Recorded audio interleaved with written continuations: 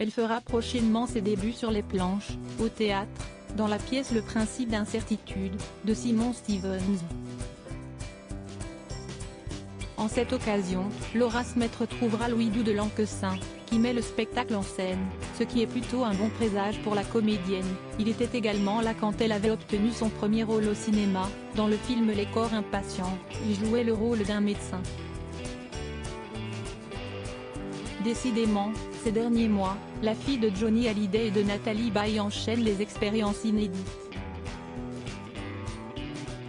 Côté vie privée, Laura May est effectivement devenue maman d'un petit garçon baptisé Léo, né le 7 octobre 2020 de son mariage avec Raphaël Ancré-Javal.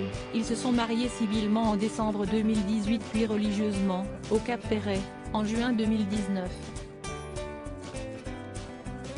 Si est d'ailleurs sa nouvelle vie de mère qui l'a poussée, entre autres, à se rapprocher du théâtre. Un besoin de retour aux sources et une envie, en termes de planning, de pouvoir profiter de sa famille sans s'éloigner pendant des mois pour le bien d'un tournage. Je n'ai besoin que de mon fils et de mon mari pour être heureuse, explique-t-elle dans les colonnes de Version Fémina, dont elle fait la couverture. Belle et mince, le reste, le cinéma, les rôles, CIST du bonus. Et il faut accepter qu'une carrière d'actrice soit faite de haut et de bas. Être maman m'a ramené à l'essentiel. CIST sans doute pour ça que j'ai eu envie de théâtre, CIST aussi le sens même de ce métier. Je m'oblige à transformer ces moments de stress en grande joie si elle ne met pas sa carrière de côté. Laura Smet est prête à faire quelques concessions pour le bien-être de Léo. Et à faire beaucoup d'efforts pour que leur relation reste toujours fusionnelle.